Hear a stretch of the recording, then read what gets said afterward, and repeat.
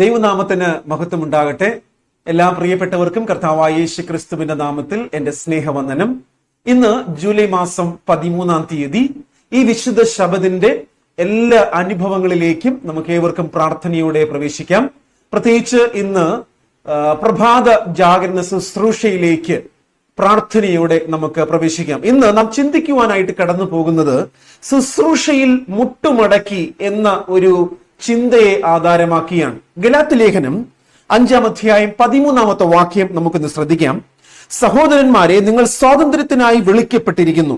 ഈ സ്വാതന്ത്ര്യം ജഡത്തിന് അവസരമാക്കുക മാത്രം ചെയ്യാതെ സ്നേഹത്താൽ അന്യോന്യം സേവിപ്പീൻ എന്ന് തിരുവെഴുത്തുകൾ പറയുകയാണ്. നാം ഇന്ന് ചിന്തിക്കുവാൻ പോകുന്നത്, പൊതുവെ ഏതൊരു രാജ്യത്തിലും സൈനിക സേവനത്തിലിരിക്കെ ഒരു വ്യക്തി മരണപ്പെട്ടാൽ അദ്ദേഹത്തിന്റെ ഭൗതിക ശരീരം എല്ലാവിധമായ ബഹുമതികളോടും കൂടെ അദ്ദേഹത്തിന്റെ ബന്ധുമിത്രാദികൾക്ക് കൈമാറുന്ന ഒരു ചടങ്ങുണ്ട്. നാം ഇന്ത്യയിൽ പല സമയത്തും, പ്രത്യേകിച്ച് നമ്മുടെ പ്രിയപ്പെട്ട സഹോദരങ്ങൾ ആർമിയിൽ സേവനം ചെയ്ത് സേവനത്തിൽ ഇരിക്കുമ്പോൾ മരണപ്പെട്ട് കേരളത്തിൽ അങ്ങനെ ബോഡി അല്ലെങ്കിൽ അദ്ദേഹത്തിന്റെ ഭൗതിക ശരീരം കേരളത്തിൽ പല ഭാഗത്തും കൊണ്ടുവരുന്നതും അത് ആർമിയുടെ ഔദ്യോഗിക ബഹുമതികളോടെ അദ്ദേഹത്തിന്റെ കുടുംബത്തിന് കൈമാറുന്നതുമൊക്കെയുള്ള കാഴ്ചകൾ നാം ശ്രദ്ധിച്ചാൽ വളരെ പ്രധാനപ്പെട്ട ഒരു സത്യം അല്ലെങ്കിൽ ഒരു വസ്തുത നമുക്ക് ആ ഒരു ചടങ്ങിൽ വീക്ഷിക്കുവാൻ തക്കവണ്ണം സാധിക്കും. അമേരിക്കയിൽ അപ്രകാരം ഒരു സൈനികൻ മരണപ്പെട്ടാൽ എന്താണ് സംഭവിക്കുക എന്ന് ഗ്രന്ഥകാരൻ വളരെ ഭംഗിയായിട്ട് വിവരിക്കുന്നുണ്ട്. അദ്ദേഹം പറയുകയാണ്, അങ്ങനെ ഒരു സൈനികൻ മരണപ്പെട്ടാൽ സൈന്യത്തിന്റെ അകമ്പടിയോടുകൂടി അദ്ദേഹത്തിന് പ്രത്യേകമായ സല്യൂട്ട് ഒക്കെ, അല്ലെങ്കിൽ ആ ഭൗതിക ശരീരത്തിന് ഒരു സല്യൂട്ട് ഒക്കെ കൊടുത്ത് ആചാര വെടിമുഴക്കി ആ കുടുംബത്തിന് ഒരു രാജ്യത്തിന്റെ പതാക നൽകുന്ന ഒരു ചടങ്ങുണ്ട്. ആ ചടങ്ങ് സൈന്യത്തിലെ ഉന്നത ഉദ്യോഗസ്ഥനായിരിക്കും അതിന് പ്രധാനമായിട്ടും കാർമ്മികത്വം വഹിക്കുന്നത്. ആ ഭൗതിക ശരീരം ഏറ്റുവാങ്ങുന്ന സമയത്ത് മടക്കിയ പതാക ആ കുടുംബത്തിലെ വ്യക്തികളുടെ, അല്ലെങ്കിൽ മരണപ്പെട്ടു പോയ വ്യക്തിയുടെ കുടുംബത്തിലെ ഒരു വ്യക്തിക്ക്, ഒരു പക്ഷെ ഭാര്യയ്ക്കാകാം, അല്ലെങ്കിൽ അപ്പനോ അമ്മയ്ക്കോ ആർക്കെങ്കിലും ആകാം, കൈമാറുന്ന സമയത്ത് ഈ മുതിർന്ന സൈനിക ഉദ്യോഗസ്ഥൻ അവരുടെ മുൻപിൽ മുട്ടുമടക്കി ഈ പതാക, മടക്കിയ പതാക അവർക്ക് കൈമാറുന്നതായിട്ട് നമുക്ക് വായിക്കുവാൻ തക്കവണ്ണം സാധിക്കും. അങ്ങനെ കൈമാറുന്ന സമയത്ത് അദ്ദേഹം പറയുന്ന ഒരു വാക്കുണ്ട്.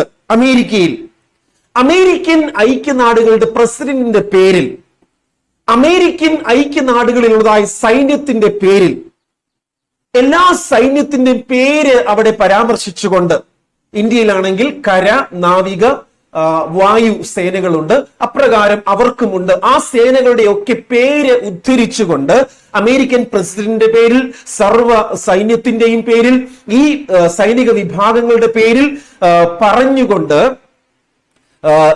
നമ്മുടെ പ്രിയപ്പെട്ട ഇദ്ദേഹം ഇവർക്ക് വേണ്ടി തന്റെ ജീവനെ ത്യാഗം ചെയ്തിരിക്കുന്നു, അദ്ദേഹത്തിന്റെ സേവനത്തെ മാനിച്ചുകൊണ്ട് ഞങ്ങളുടെ അഭിനന്ദനത്തിന്റെ ഒരു പ്രതീകമായി ആ പതാക, ആ മടക്കി വെച്ച പതാക മുട്ടുമടക്കി ആ ഭാര്യയുടെയോ അപ്പന്റെയോ അമ്മയുടെയോ കൈകളിലേക്ക് കൈമാറുന്ന ഒരു ചടങ്ങുണ്ട്. ആ ചടങ്ങ് ആര് വീക്ഷിച്ചാലും ഈറനണിയാതെ അല്ലെങ്കിൽ രോമാഞ്ചം ഉണ്ടാകാതെ ആ പതാക സ്വീകരിപ്പാൻ തക്കവണ്ണം സാധിക്കത്തില്ല. ഒരു ഭാഗത്ത് ആർമിയുടെ ഒരു പൂർണ്ണമായ ബഹുമതികൾ, പരേഡോടുകൂടി, പൂർണ്ണ ബഹുമതിയോടുകൂടി വെടിപൊട്ടിച്ച് മുതിർന്ന സൈനിക ഉദ്യോഗസ്ഥൻ പതാക മടക്കി ഇപ്രകാരമുള്ള നന്ദി സൂചകമായ വാക്കുകളൊക്കെ പറഞ്ഞ് ആ പതാക കൈമാറുമ്പോൾ അവിടെ സംഭവിക്കുന്നത് ഒരിക്കലും മറക്കുവാൻ കഴിയാത്ത രാജ്യസ്നേഹത്തിന്റെ അത്ഭുതകരമായ ചില പ്രതീകങ്ങളുടെ ഒരു പ്രവർത്തനമാണ്. യേശുക്രിസ്തുവിന്റെ ജീവിതം പരിശോധിച്ചാൽ, കർത്താവായ യേശുക്രിസ്തു ക്രൂശിക്കപ്പെടുന്നതിന് മുൻപായി ശിഷ്യന്മാരുടെ അടുക്കൽ അവരുടെ കാലുകൾ കഴുകുവാൻ തക്കവണ്ണം മുട്ടുകുത്തുന്ന ഒരു ഭാഗമുണ്ട്. വചനം പറയുന്നത്, യോഹന്നാന്റെ പുസ്തകം 13-ാം അധ്യായം 1-ാമത്തെ വാക്യത്തിൽ അവരെ അന്ത്യത്തോളം സ്നേഹിച്ചു എന്നാണ്. അന്ത്യത്തോളം, അവസാനത്തോളം സ്നേഹിച്ചുവെന്ന്. ആ ശിഷ്യന്മാരുടെ അടുക്കൽ യേശുക്രിസ്തു പോയി മുട്ടുകുത്തി അവരുടെ കാലുകൾ കഴുകുന്ന ഒരു ശുശ്രൂഷയുണ്ട്. ആ ശുശ്രൂഷയിലൂടെ താൻ എത്രത്തോളം ശിഷ്യന്മാരെ സ്നേഹിക്കുന്നു എന്ന സ്നേഹം അവരുടെ മുൻപിൽ പ്രകടമാക്കുകയാണ്. അതുകൊണ്ടാണ് നാം വായിച്ച വാക്യത്തിലും പറയുന്നത്, നിങ്ങൾ സ്നേഹത്തിൽ അന്യോന്യം സേവിപ്പീൻ എന്ന്. ഇവിടെ മുട്ടുകുത്തി നിൽക്കുക എന്ന പ്രവൃത്തി എന്തിനെയാണ് സൂചിപ്പിക്കുന്നത്? മേൽക്കോയ്മയുടെ വികാരങ്ങളെ പൂർണ്ണമായും അടിച്ചമർത്തി, അങ്ങനെയുള്ള ചിന്തകളൊക്കെ പൂർണ്ണമായും വലിച്ചെറിഞ്ഞ് തന്നെ തന്നെ സമർപ്പിച്ചുകൊണ്ട് ഞാൻ മറ്റാരെക്കാളും ശ്രേഷ്ഠനല്ല, ഉന്നതനല്ല എന്നൊരു ഓർമ്മപ്പെടുത്തലാണ് ആ മുട്ടുകുത്തൽ പ്രവൃത്തിയിലൂടെ കർത്താവായ യേശു ക്രിസ്തു അവിടെ കാണിപ്പാൻ തക്കവണ്ണം ഇടയായത്. അസൂയയോ മുൻവിധികളോ ഒന്നുമില്ലാതെ നിർവാജ്യമായി മറ്റൊരുവനെ സ്നേഹിക്കുക എന്ന ഒരർത്ഥം ആ ഒരു പ്രവൃത്തിയിലൂടെ കർത്താവായ യേശു ക്രിസ്തു ബോധ്യപ്പെടുത്തുകയായിരുന്നു. നാം പല രാജ്യങ്ങളിലും ഇന്ന് കണ്ടുവരുന്ന കാഴ്ചകൾ എന്താണ്?